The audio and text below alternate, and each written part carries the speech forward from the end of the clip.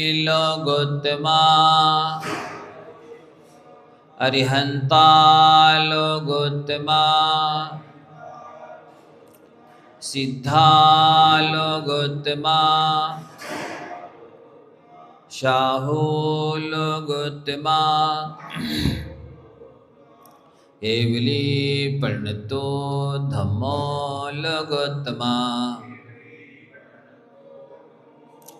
चत्तारि शरणं पब्बजामि अर्हन्ते शरणं पब्बजामि सिद्धे शरणं पब्बजामि शाहू शरणं पब्बजामि केवली प्रणतं धम्मं शरणं पब्बजामि।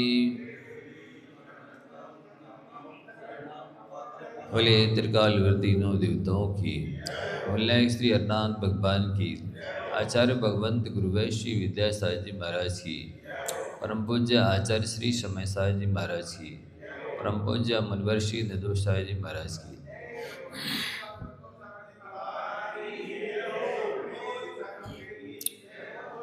ओ प्रसंग चल रहा है कि मनुष्य पर्याय में आने के बाद, मनुष्य पर्याय प्राप्त करने के बाद श्रेष्ठता किसे प्राप्त होती है, किसका मनुष्य पर्याय में आना सार्थक है, मनुष्य पर्याय प्राप्त करना सार्थक है। तो कहते हैं यस्य कस्य प्रसूतोपि गुणवान पूज्यते नरा धनुर्वंश विशुद्धोपि निर्गुणा किम करिष्यति। जिस प्रकार से अच्छे बांस से बना हुआ धनुष, बांस श्रेष्ठ क्वालिटी का है, पर उस धनुष में ये डोरी, इसको गुण भी बोलते हैं। संस्कृत में गुण का अर्थ धागा भी होता है और क्षमा आदि गुण भी होता है।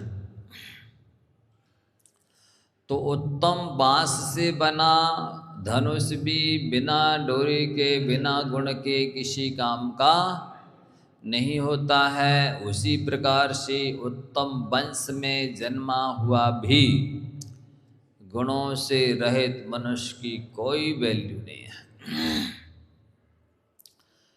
क्योंकि जैसे पहले कहा गया कि अच्छे कपड़े तो कपड़े की दुकानों पर बेजान पुतलों को भी पहना दिए जाते हैं।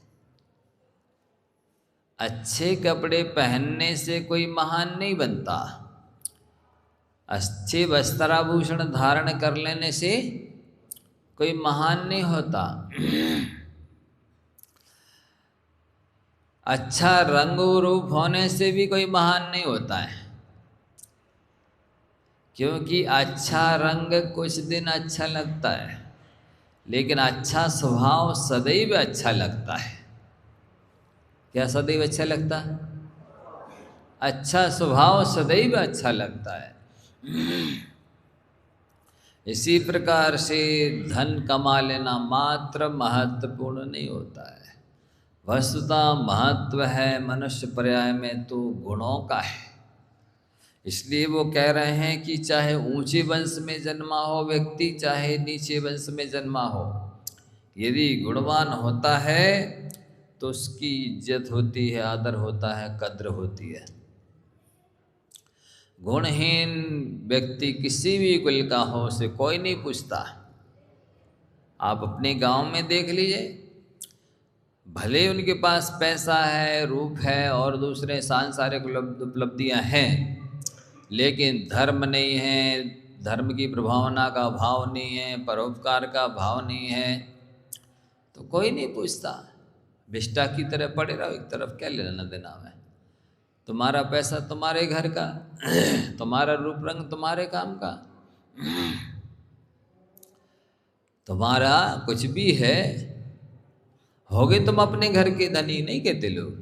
हमें क्या लेना देना तुमसे, दूसरों को क्या लाभ तुमसे।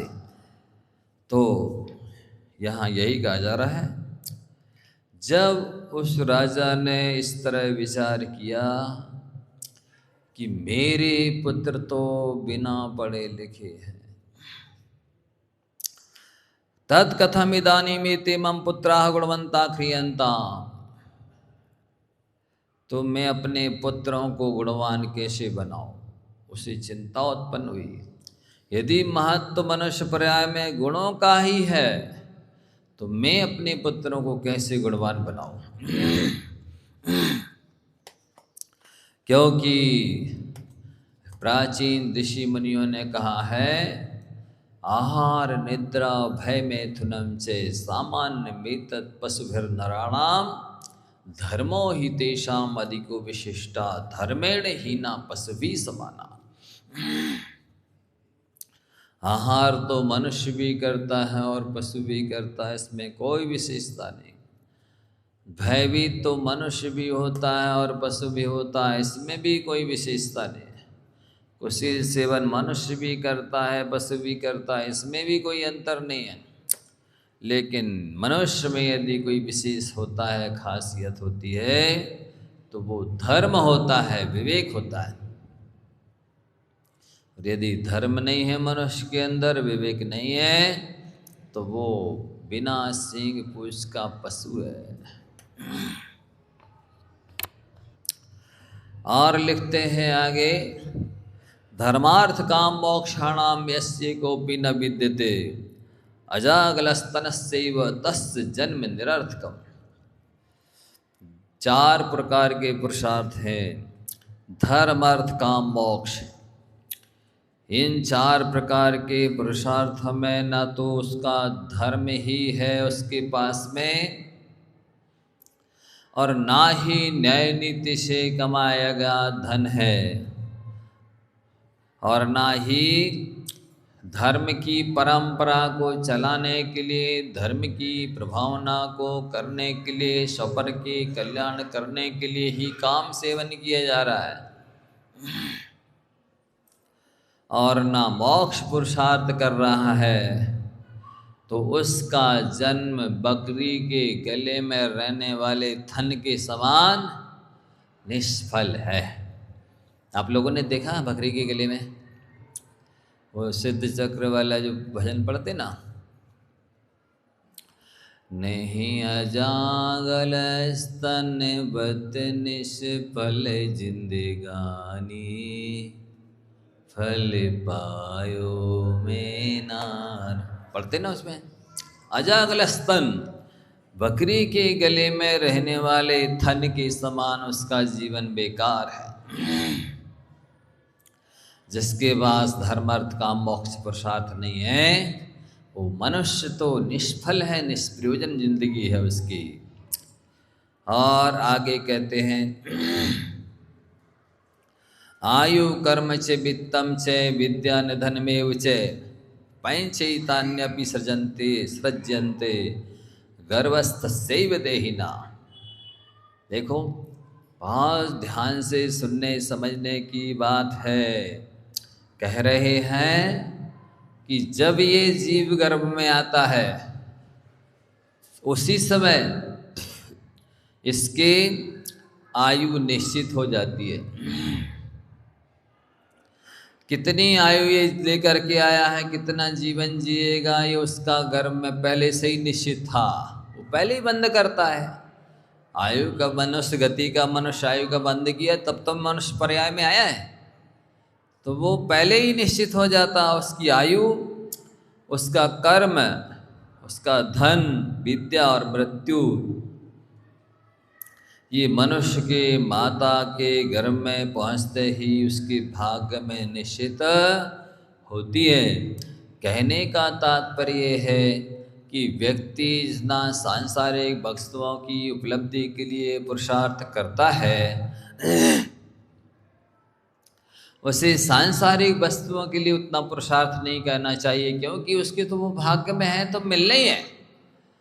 वस्तुतः उसे पुरुषार्थ करना चाहिए आत्म कल्याण के लिए, मोक्ष मार्ग में पुरुषार्थ करना चाहिए, वो वास्तविक है। उस दिन दृष्टांत दिया था, आपको याद है कि जिस प्रकार से कुंभकार के पास में मिट्टी है, कुम्हार के पास, अब मिट्टी में क्या क्या बनने की संभावना है, वो तो मिट्टी तो हर बर्तन बन सकती है, चाहे उससे घड़ा बनाओ, नांद बनाओ, थाली बनाओ, गिलास बनाओ, दीपक बनाओ, कलश बनाओ, चपिया बनाओ, क्या नहीं बना सकते। लेकिन मिट्टी क्या बनेगी? जो वो कुंभकार बनाएगा वही बनेगी। ठीक ऐसे ही अपन सभी के पास में योग्यताएं, संभावनाएं मिट्टी की तरह सारी की सारी हैं, लेकिन हम लोग क्या बनेंगे ये अपने हाथ में है। आप जितना तप त्याग कर लो, उतनी अच्छी भविष्य की पर्याय बना लो, आपके हाथ में है। आप जैसा चाहो संवेग वैराग्य बढ़ाओ, अपने गुणों की वृद्धि करो और चाहे जितने ऊंचे स्थान पर चले जाओ, आपके हाथ में है आज। लेकिन अगली जो नरक, पशु और देव की पर्याय होती हैं, वहाँ ऐसी स्वाधीनता नहीं होती है। जितनी स्वाधीनता मनुष्य के पास स्वतंत्रता है, योग्यता है, लेकिन सांसारिक वस्तुएं तो उसके भाग्य में निश्चित हैं, वे मिलेंगी, पर उनके लिए ये पूरी ताकत लगाता है, समय श्रम बुद्धि लगाता है, और भविष्य की पर्याय में कुछ भी निश्चित नहीं, उसके लिए पुरुषार्थ नहीं करता है। वस्तुतः मोक्ष मार्ग पुरुषार्थ प्रधान है। इसलिए आत्म कल्याण करना चाहते हो, सुखी होना चाहते हो, तो पूरी तरह से मन वचन काया से पुरुषार्थ करो। अवश्यम भाविनो भावा भवन्ति महतामपि नग्नतम नीलकंठस्य महाहिसैनम हरे। क्या कह रहे? सांसारिक वस्तुओं के बारे में तो निश्चित है किसका क्या होना है। देखो लिख रहे हैं कि इनने दृष्टांत दिया है, शिव जी नग्न रहते थे, विष्णु जी शेषनाग पर सोते थे। तो ये सांसारिक दशा के दृष्टांत दे करके बताया, उनकी भाग में ऐसा था। यह देख करके स्वीकार करना पड़ता है कि सांसारिक अवस्थाएं तो भाग्य के अनुसार ही होती है, लेकिन मोक्ष की अवस्था जो है, आत्म कल्याण की जो परिस्थिति है, पर्याय है, वो तो आपकी पुरुषार्थ पर निर्भर करती है। ध्यान से सुनो, हेलो, बहुत ध्यान से सुनो, गंभीर बातें बताई जा रही है। इस जीवन में क्या जन्म जन्मांतरों में काम आने वाली चीज है। सांसारिक वस्तुओं की उपलब्धि तो निश्चित है, जो कुछ आपके भाग्य में है वो नहीं मिलेगी उससे ज़्यादा। हाँ, एक बात अवश्य आप सभी ध्यान से सुन लें। आपने अभी तक सुना होगा, पढ़ा होगा कि समय से पहले और किस्मत से ज़्यादा ना किसी को मिला है, ना किसी को पक्का है। तब क्यों फिर जब निश्चित ही है तो पाप क्यों करते हो? हिंसा करके भी धन क्यों कमाना चाहते हो जब समय से पहले और किस्मत से ज़्यादा नहीं मिल रहा है? तो झूठ क्यों बोलते हो? चोरी क्यों करते हो? मायाचारी क्यों करते हो? फिर अनावश्यक लोभ क्यों करते हो कि मेरे तो करोड़ों अरबों कमाना है, जब समय से पहले और किस्मत से ज़्यादा मिलता ही नहीं है? उत्तर है आपके पास कोई? क्यों करते हो मायाचारी? बोलो, क्यों अपने कर्तव्य को छोड़ते हो, धर्म को छोड़ते हो और सब छोड़ छाड़ के दुकान में बैठे रहते, जब समय से पहले मिलना ही नहीं है, किस्मत से ज़्यादा मिलना ही नहीं है? बोलो क्यों करते हो गलत काम, अन्याय नीति का आचरण क्यों करते हो? नहीं, ये पक्का सिद्धांत है कि समय से पहले किस्मत से ज्यादा किसी को नहीं मिलता। लेकिन हम टेक्निक बताते हैं आपको, समय से पहले और किस्मत से ज्यादा भी मिलता है। कैसे मिलता है? जो गुरु और प्रभु के चरणों में बार बार प्रणाम करते हैं उनको समय से पहले भी मिलता है और किस्मत से ज्यादा भी मिलता है। ये किस्मत आप बना सकते हो। सो जिससे किस्मत बननी है समय से पहले और भाग्य से ज़्यादा मिलना है, उन गुरु और प्रभु के पास आने के लिए, भक्ति करने के लिए टाइम नहीं है भागों के पास में, अज्ञानी मोही जीवों के पास में। है? समय से पहले चाहते हो मैं और किस्मत से ज़्यादा चाहते तो खूब भक्ति करो ना, सेवा करो गुरुओं की, लाभ लो। जितना ज़्यादा यहाँ समय दोगे देवशास्त्र गुरु के पास में उतना ज़्यादा मिलने वाला है। घाटा तो होने वाला है ही नहीं। लेकिन वो सोचता नहीं, जितनी देर में हम प्रवचन का सुनेंगे, ये पूजन करेंगे, उतने दिन में तो कई ग्राहक निकल जाएंगे। धारणा क्या है?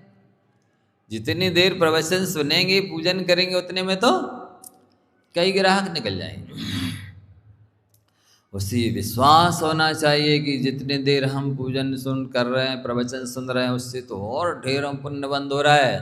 तो कोई ना कोई वो पुण्य तो खींच के लाएगा ही ग्राहक को, जाएगा कहाँ?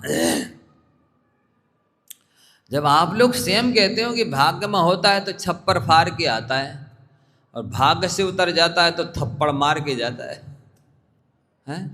आप खुद ही बोल रहे हो, फिर इन वचनों पर विश्वास क्यों नहीं करते हो? इसीलिए कहते जिसकी कथनी और करने में खाई, उसको पंडित नहीं जानो कसाई। वो धर्मात्मा नहीं है। कह कुछ रहा है, कर कुछ रहा है। क्या पढ़ेंगे? सरल स्वभावी होए ताकि घर बहु संपदा। कहाँ पढ़ते? दश दक्षिण की पूजन में भगवान को सुना के जाते हैं और जैसी ऑफिस में और दुकानें पहुँचते हैं और कुटिल प्रणामी, कुटिल स्वभावी होए ताकि घर बहु संपदा है। मंदिर में घर सरल स्वभावी होए ताकि घर बहु संपदा, और दुकान और ऑफिस में कुटिल स्वभावी होए ताकि घर बहु संपदा। ये कथनी और करनी में खाई नहीं है? जिसकी कथनी और करनी एक होती है वो धर्मात्मा होता है, वो मोक्ष मार्गी होता है, वो आत्मकल्याण का पात्र होता है। मनस्सन्यत वचस्सन्यत कर्मण अन्यद्दि पापिनाम मनस्सेकम वचस्सेकम कर्मण्येकम ही महात्मनाम। जिसके मन में कुछ होता है, वचन में कुछ होता है और काय से कुछ करता है, वो पापी है। जिसकी मन वचन काय में एक रूपता होती है वो महात्मा है, धर्मात्मा है, वो है मोक्ष मार्गी। तो ये कह रहे हैं बहुत महत्वपूर्ण बात है कि सांसारिक चीजें तो आप जिस दिन मनुष्य पर्याय में आए थे, मनुष्य गति में आए थे, उसी दिन लिख करके आए कि इस पर्याय में, मनुष्य पर्याय में आपको क्या क्या मिलेगा। इससे ज्यादा नहीं मिलने वाला, और मिलेगा भी तो गुरु और प्रभु के चरणों में जितने ज़्यादा बार प्रणाम करोगे, पूजा भक्ति विधान करोगे, उतना ज़्यादा समय से पहले और किस्मत से ज़्यादा मिलेगा। इसके अलावा कोई चारा नहीं है, कोई टेक्निक नहीं है।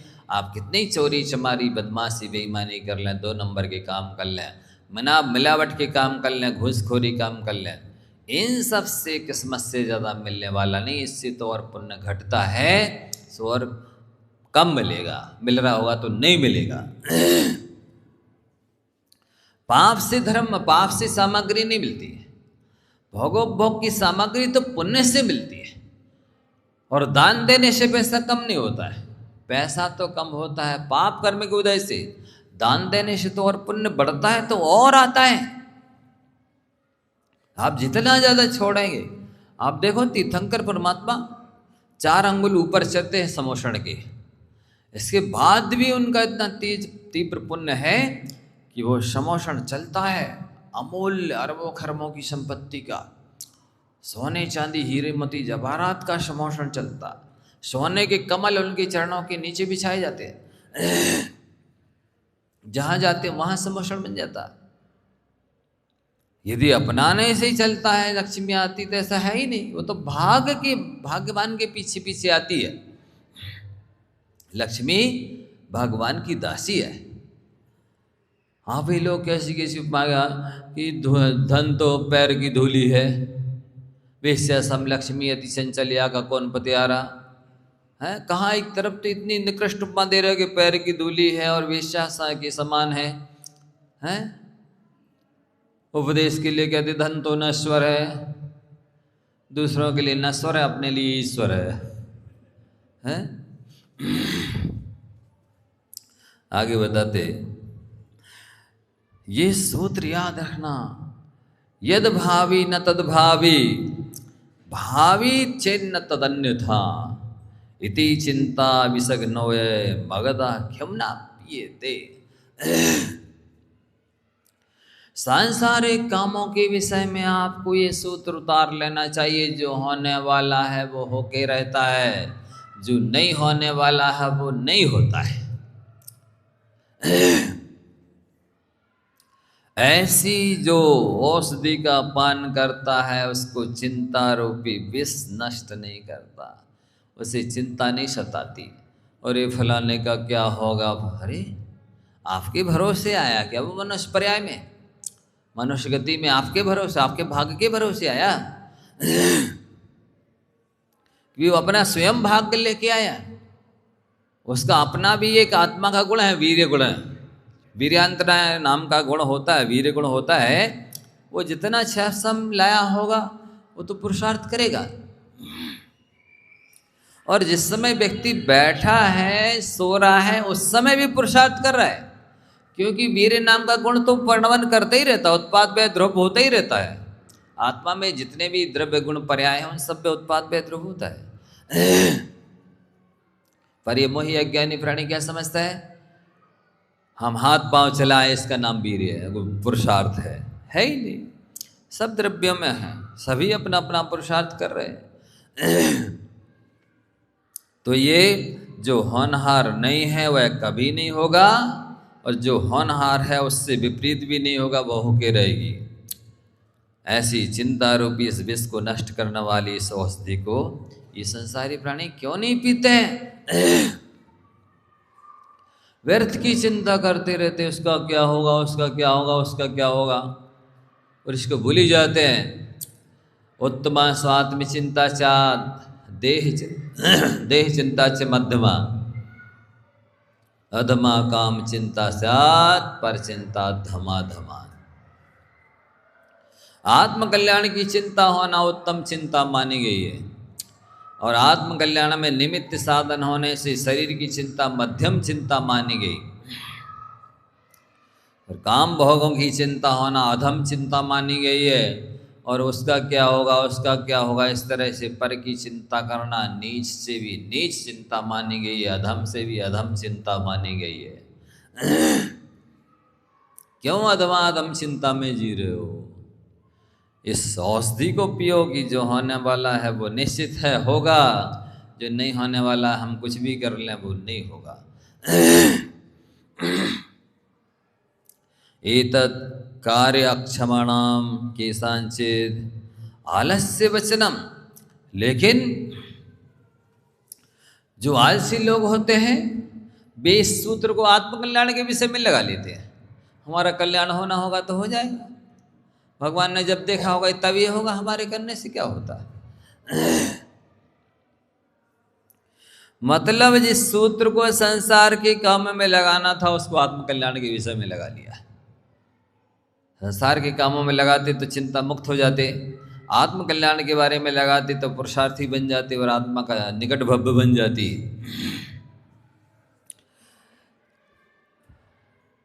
न दैवमपि संचिन्त्य त्यजेद उद्योगमात्मनः अनुद्योगेन कस्तैलम तिलेभ्यः प्राप्तुमर्हसि। कितना अद्भुत सूत्र है। मनुष्य को अपना उद्योग अपना पुरुषार्थ भाग्य के भरोसे नहीं छोड़ना चाहिए, कितना भी भाग्यशाली क्यों ना हो। लेकिन कहते हैं क्या तिली के अंदर तेल है, अपने आप निकल आएगा? बोलो, धोना पड़ेगा ना। अरे सुनो, मिठाई रसगुल्ला जलेबी खाना है ना, घी दूध दही मही, तो गाय को धोना ही पड़ेगा। बिना पुरुषार्थ की तो गोबर और मूत्र मिलता है, गोबर मूत्र को नहीं दहना पड़ता। घी दूध दही मही चाहते हो तो पुरुषार्थ करना होगा। ठीक इसी प्रकार से अच्छाइयाँ जितनी भी होती हैं वो पुरुषार्थ के माध्यम से प्राप्त होती है, और बुराइयाँ जितनी होती हैं वे सहज में आ घिरती हैं व्यक्ति के लिए। बुराइयों का तो भंडार वैसे भी पहले से ही है ये प्राणी, इसलिए और सुनो पुरुषार्थ करने की प्रेरणा आचार्यों ने दिया। उद्योगनम पुरुष सिंह उपैति लक्ष्मी दैवेन देयमितिका पुरुषा वदन्ति दैवम निहत्य कुरु पौरुषमात्म शक्त्या यत्ने करते यदि न सिद्धति कौत्र दोषा। व्यक्ति को जो पुरुष में सिंह के समान पराक्रमी हैं, ऐसे उद्यमी व्यक्ति को, पुरुषार्थी व्यक्ति को ही लक्ष्मी प्राप्त होती है। जो भाग्य में होगा वही मिलेगा, ऐसा तो पुरुषार्थी लोग कहते हैं। हाँ, यदि आप आत्मकल्याण के विषय में पुरुषार्थ ना करें और इस समय मान लो मोक्ष नहीं हो सकता है, तो कम से कम आप नास्तिक तो नहीं कहलाएंगे, कम से कम आप आलसी तो नहीं कहलाएंगे। हमने जितना हो सकता था इस पंचम काल में भरत क्षेत्र में पुरुषार्थ किया, अब जितना मोक्ष मार्ग तय हो जाए तो हो जाए। इसलिए आत्मकल्याण के विषय में भगवान के भरोसे नहीं बैठे रहना, भगवान का भरोसा तो करना, पर भगवान के भरोसे बैठे मत रहना। क्या? भगवान का भरोसा करना कि भगवान वीतराग सर्वज्ञ हितोपदेशी हैं, सुखी हैं, और भगवान ने जो रास्ता बताया है वो सही है, भगवान भी इसी रास्ते से गए हैं, हम भी जाएंगे तो मोक्ष मिलेगा। ऐसे भगवान का भरोसा तो करना, पर अब भगवान हमारी नैया पार लगा देंगे ऐसा नहीं है। तो आप क्या करोगे? दुकान चलाओगे और भगवान सिद्धालय से उतर के आएंगे आपकी नैया खेने के लिए? हाँ? आप बैठना ऐसे बाबू साहब बन के और भगवान लेंगे पतवार और वे खेएंगे। क्यों? आ जाओ बेटा, ऐसा करेंगे? नहीं, आपको स्वयं पुरुषार्थ करना होगा। जब हाथ में आया हुआ भोजन भी बिना पुरुषार्थ के मुख में नहीं जाता है, मुख में गया हुआ भोजन भी बिना चबाए पेट गले के नीचे नहीं उतरता है, पेट में गया हुआ भोजन भी जब पुरुषार्थ किए बिना पचता नहीं है, आप भोजन करके बैठ जाओ एक तरफ, इंडाइजेशन हो जाएगा, स्वास्थ्य खराब हो जाएगा। तो जब भोजन भी पुरुषार्थ से पचता है तो मोक्ष कैसे बिना पुरुषार्थ के मिल जाएगा? ये भक्ति की भाषा हो सकती है। मैंने तेरे भरोसे पारसनाथ सागर में नहीं ये डाल दी। सही बताना ईमानदारी से, आपने उसको पूछ के डाली थी अपनी नैया सागर में? गए थे पारसनाथ भगवान से पूछते सिद्धालय में? नहीं। इसलिए यदि पुरुषार्थ करने पर भी कार्य की सिद्धि नहीं होती है तो लोग हमको नास्तिक नहीं कहते हैं, आलसी नहीं कहते हैं, पर जो पुरुषार्थ ही नहीं करता है उसके लिए तो सारी दुनिया कहती है ये आलसी है, नास्तिक है। कार्य की सिद्धि भी नहीं होती है, कुछ उपलब्धि नहीं होती और निंदा और मिलती है। इसलिए हमेशा ही आत्मकल्याण के विषय में पुरुषार्थ करना चाहिए और ये विचार करना चाहिए। जिन तीर्थंकरों के 10-10 भाव शास्त्रों में लिखे हैं इस भाव में ये होंगे, इस भाव में ये होंगे, इस भाव में ये होंगे और 10वें भाव में मोक्ष जाएंगे। जब वे तीर्थंकर जिनका मोक्ष मिलना निश्चित है, वे उग्र तपस्या करते हैं, काय क्लेश करते हैं, 6-6 महीने के उपवास लेके बैठ जाते दीक्षा लेकर। क्या जरूरत है? मोक्ष तो मिलना ही है, ना करें? नहीं। जैसे कोई ज्योतिषी कह देवे कि आपके खेत में अगले बरस 50 बोरा गेहूं निकलेगा, आप सो जाना, अगले वर्ष जाके सीधे खेत पे काटने पहुंच जाना, निकल आएंगे। अरे निकलेंगे तो सही, लेकिन जो विधि प्रोसेस बताई गई है वो तो अपनानी पड़ेगी ना। है? खेत को जोतना बखरना होगा, बीज बोना होगा, खाद पानी रखवाली करनी होगी, बेटा बेटी की तरह उसका रक्षण करना होगा, पालन पोषण करना होगा, तब निकलेंगे ना। इसी प्रकार से भले शास्त्र में लिखा कि 10वें भाव में मोक्ष जाएंगे, लेकिन मोक्ष तो कठिन तपस्या पूर्वक ही मिलता है। चलो आप कोई सोचे कि हमें कठोर तपस्या ना करनी पड़े, उपसर परिचय ना सहने पड़े और मोक्ष मिल जाए, तो 2 पथपंथी चले न पंथा, 2 मुख सुई सिले न कंथा, 2 काम नहीं होए से आने, विषय भोग और मोक्ष हो जाने। एक राहगीर 2 रास्तों पर नहीं चल सकता, और जिस सुई में दोनों तरफ धागा डालने का मुख है, बस सुई से कंथा सिला नहीं जा सकता। इसी प्रकार से 2 काम नहीं हो सकते कि भोग भी ना छूटे, घर मकान दुकान बेटा नाती पोते भी ना छूटे, और ये जो खावे पीवे की व्यवस्था बनी है वह भी ना छूटे, और मोक्ष भी मिल जाए। है?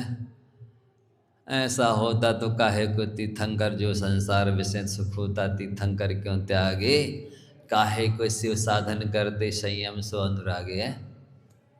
क्यों संयम धारण करते, राजपाट को छोड़ करके जंगलों में तपस्या करते? ऐसा नहीं हो सकता बंधुओं। यथा ही केन चक्रेण नारथस्य गतिर्भवेत्, एवं पुरस्कारेण बिना देवम न सिद्ध्यति। ये नियम है, जैसे एक पहिया से रथ नहीं चलता,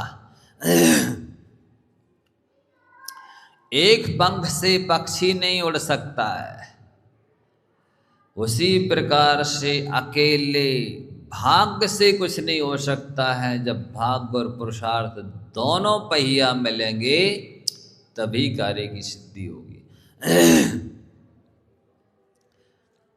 एक बार सुनाया था शायद आप लोगों को, यहाँ पता नहीं, मुझे ध्यान नहीं है, 2 लोगों में आपस में बहस हो गई कि भाग्य बड़ा या पुरुषार्थ। आप लोगों का क्या मत है? बोलो, भाग्य बड़ा कि पुरुषार्थ? बस ऐसे ही आपस में 2 लोगों में विवाद हो गया। एक बोला नहीं भाग्य ही सब कुछ है, दूसरा बोला नहीं पुरुषार्थ ही सब कुछ है। अब कौन निर्णय दे? तीसरा चाहिए ना, जब 2 में विवाद हो रहा है तो एक सज्जन ने कहा ठीक है, हम आपको उत्तर दे देते हैं। एक बड़ा कमरा था, रूम था, हॉल था, उसमें अनेक दरवाजे खिड़की थे, सब बंद करके और उन दोनों की आंखों पे पट्टी बांध के छोड़ दिया कि 24 घंटे के अंदर उत्तर मिल जाएगा। अब वो आँख की पट्टी बंधी, सो एक जो भाग्यवादी था वो तो बैठा रहा, भोजन के लिए समय हुआ, भूख लगी, भाग्य में हुआ तो मिलेगा।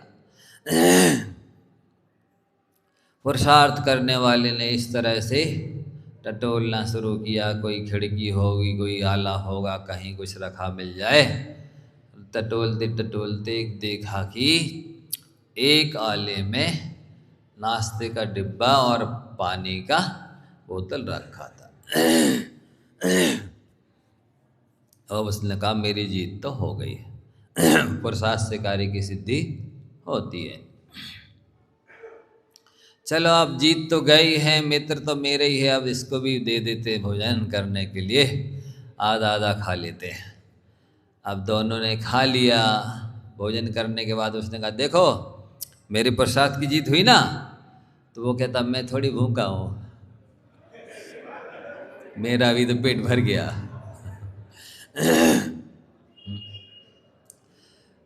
कहने का तात्पर्य है अपने अपने स्थान पर दोनों का महत्व है।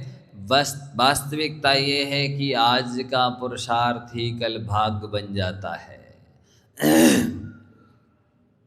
आपके भाग्य का विधाता कोई दूसरा व्यक्ति ब्रह्मा विष्णु महेश नहीं बैठा है। आप ही ब्रह्मा हैं, आप ही विष्णु हैं, आप ही महेश हैं। जैसा भाग्य लिखना हो आप आज स्वतंत्र हैं, सामर्थ्यवान हैं, लिख लो जैसा लिखना हो, कर लो जितना तब त्याग कर सको, धर्म कर सको, परोपकार कर सको, दान कर सको, तीर्थ यात्रा कर सको, जब तब कर सको, कर लो जितना ज़्यादा करना हो, जैसा भाग्य लिखना हो लिख लो। 24 ही घंटे लिखो ना, अभी कोई आपके लिए बाधक नहीं है। लेकिन इस पर्याय की बात तो आप भोगने के लिए तैयार रहना, लिखने के लिए तैयार नहीं रहोगे। अब लिखने के लिए जैसे विद्यार्थी को 3 घंटे मिलते हैं परीक्षा में, लिख लो जितना चाहो सो, जितने नंबर चाहिए हो उतना लिख लो, जितने ज़्यादा से ज़्यादा नंबर चाहिए उतनी अच्छी राइटिंग में लिखो, दूर दूर लिखो, अच्छे सुंदर लिखो, काटा पीटी ना करो। जितने अक्षरों में उत्तर मांगा है उतने में लिखो, और बढ़िया हेडिंग डालो, हाशिया छोड़ो, कॉमा लगाओ, अल्पविराम लगाओ, पूर्णविराम लगाओ, चाहे जितने 100 के 100 नंबर ले लो। बोलो विद्यार्थी के ऊपर है ना। 3 घंटे हो गए, अब वो विद्यार्थी कह रहा थोड़ा सा और दे दो 10-5 मिनट, हम अब लिख देंगे जल्दी से जल्दी। अभी क्या कर रहे थे 3 घंटे हैं, अब 1 मिनट भी नहीं मिलेगा। इसी तरह ये मनुष्य पर्याय रूपी 3 घंटे मिले हैं बंधु। जितना अच्छा भाग्य लिखना है लिख लो, चाहे सोने में गुजार दो, चाहे सोना बनाने में गुजार दो, आपके ऊपर है। तो ये कह रहे हैं जैसे एक चक्र से, एक पहिया से रथ नहीं चलता, वैसे ही बिना पुरुषार्थ के भाग्य फलीभूत नहीं होता है। आपको अपने भाग्य को फलाना है तो पुरुषार्थ करो। पूर्व जन्म कृतम कर्म दैवमिति कथ्यते, तस्मात् पुरस्कारेण यत्नम कुर्याद अतंद्रता। ये आचार्य प्रेरणा दे रहे हैं कि पूर्व जन्म में जो किया था आपने, वो आज भाग्य बन के आपके सामने उपस्थित है। आज जो करोगे वो कल भाग्य बन करके उपस्थित होगा। वस्तुतः आप बस देखा जाए इतने सामर्थ्यवान हैं, दूसरे भगवान हैं इस धरती के, विधाता हैं आप। इस मर्त लोक के, मनुष्य लोक के दूसरे भगवान हैं। जैसे भगवान दूसरों के कष्ट दूर करता है, जैसे सेवा संकट हरती है, सेवा संकट हरती है।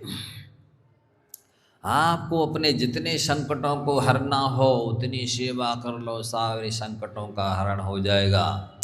तो दूसरे नंबर पे आप संकट मोचन बन जाएंगे। दूसरों के संकटों को दूर करने लग जाएंगे तो आप ही संकट मोचन बन जाएंगे। किसी व्यक्ति विशेष का नाम नहीं होता संकट मोचन। जो संकटों का मोचन करता है वही संकट मोचन कहलाता है। तो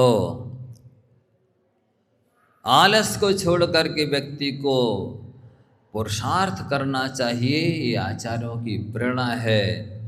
आलसी व्यक्ति तो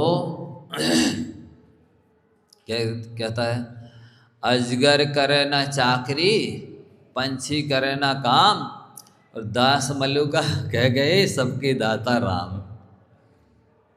क्या सबको देने वाले कौन है? राम है। राम न मारे काऊ को, पापी नहीं है राम, और आपऊ से मर जात हैं कर कर खोटे काम। राम क्यों मारेगा जिलाएगा? पापी है क्या? किसी को सुखी करे किसी को दुखी करे, रागी द्वेषी है क्या? पक्षपाती है क्या?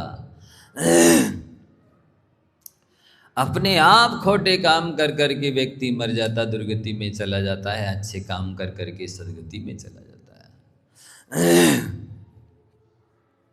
को सुख को दुख देत है, कर्म देत झकझोर, उर्झे सुरझे आप ही ध्वजा पवन के जोर। ना कोई किसी को सुख देता है, ना कोई किसी को दुख देता है। जैसी ध्वजा पवन के जोर से स्वयं कभी उलझ जाती है तो कभी सुलझ जाती है,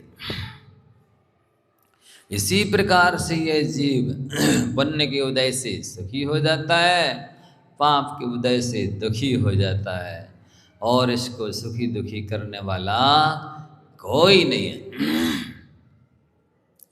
जो भी दुख देने में निमित्त बन रहा है वो केवल बाह्य निमित्त है, उसकी गलती नहीं है। आपका कर्म उसको वैसा करने के लिए बाध्य कर रहा है। वो निमित्त नहीं बनेगा तो दूसरा बनेगा, वो चेतन निमित्त नहीं बनेगा तो कोई अचेतन निमित्त बनेगा। निमित्त तो कोई ना कोई बनेगा। बिना द्रव्य क्षेत्र काल भाव के निमित्त के ना कर्म का बंध होता, न कर्म का उदय होता, न कर्म की उदीर्णा होती, होता ही नहीं है। कोई ना कोई तो निमित्त बनेगा। इसलिए आप निमित्त पर मत टूटो, उसे दोष मत दो, स्वयं अपने कर्मों को दोष दो, स्वयं अपने भाग को दोष दो। और यथा मृत पिंडता कर्ता कुरते यदि यदि इच्छति, एवं आत्मकृतम कर्म मानवः प्रतिपद्यते। जैसे कुम्हार मिट्टी के ढेले को आकार देकर मनचाहा बना लेता है, उसी प्रकार मनुष्य भी अपने परिश्रम से अपने जीवन को मनचाहा ढाल सकता है। लेकिन जैसी आप संगति करोगे, पुरुषार्थ भी उसी के अनुरूप होगा। संगति के अनुरूप पुरुषार्थ होता है, संगति के अनुरूप संस्कार होते हैं, संगति के अनुरूप ही भाग बदलता है। आप अभी जा कर के जहाँ जुआड़ी लोग जुआ खेल रहे हैं वहाँ खड़े हो जाना, भी पकड़े जाएंगे और साथ में जी देखो आपका भाग बदल गया ना वहाँ खड़े होने से। पाप रूप परिणमन कर गया आपका भाग, और यहाँ के बैठ गए तो जो पाप उदय में आने वाला होगा वह पुण्य रूप में उदय में आएगा। इतना अंतर पड़ता है। इसलिए खोटे निमित्तों से, खोटे व्यक्तियों को, खोटे स्थानों को छोड़ो और जानबूझ करके अच्छे निमित्त जुटाओ, अच्छे स्थान पर जाओ, अच्छे व्यक्तियों की संगति करो, तो आपका पाप पुण्य रूप परिणमन कर जाएगा। ऐसा यहाँ कहा है। अचानक ताली बजाने पर कौवे का उड़ जाना, संयोग व अनायास इकट्ठे धन को सामने पड़ा देख करके भी भाग्य उसे ग्रहण नहीं कर सकता। किसी को रास्ते में भाग्य से सोना के मोहरों से भरा घड़ा मिल जाए, भाग्य से मिला है, बताओ वो आपके हाथ में अपने आप आएगा कि आपको पुरुषार्थ करना पड़ेगा? तो भाग्य से मिली हुई चीज में भी पुरुषार्थ करना पड़ता है, ये यहाँ कहना चाह रहे हैं। पुरुषार्थ को छोड़ा नहीं जा सकता है, गौण नहीं किया जा सकता है। काकतालीयवत् प्राप्तम दृष्टापि निधि मग्रता, ना स्वयं दैव मादत्ते पुरुषार्थम अपेक्षते। पुरुषार्थ की अपेक्षा तो है। इसलिए आप अपने मानव जीवन में थोड़ा भी पुरुषार्थ करते हैं तो वो हजारों हजारों बरस तक के लिए आपको सुखी करता है, और थोड़ा भी आलस करते हैं तो वो हजारों हजारों बरस तक आपको दुखी करता है। ऐसा मान करके अपने जीवन में एक लक्ष्य बना लो। हम स्वयं जब अपने भाग्य की विधाता हैं तो हम अच्छे से अच्छा अपना भाग्य लिखेंगे, अच्छे से अच्छा अपना भाग्य बनाएंगे। आलसी बने बैठे मत रहो, ठंडी मत बनाते रहो, क्योंकि ये जो शरीर है ये केवल भोजन के प्रति आपका साथ देगा। ये शरीर से आप चाहें पुरुषार्थ करने के लिए तो वो पीछे हटेगा। शरीर को तो खिला पिला के सुला दो तो वो तैयार है, नहीं तो कहता है हाँ खाली पेट भी काम होता है, खा पी के बोलता है अच्छा खा पी करके भी काम होता है। अब बताइए कब होता है काम? भूखे भजन न होए मुझको पाला ले लो अपनी कंठी माला। भूखे भी भजन नहीं होते हैं और खा पी के भी भजन नहीं होते हैं। तो ये आलसी लोगों का कथन है। आप सभी पुरुषार्थ करें, अपने भविष्य को उज्जवल बनाएं, ऐसी हमारी भावना है। जा वाणी के ज्ञान ते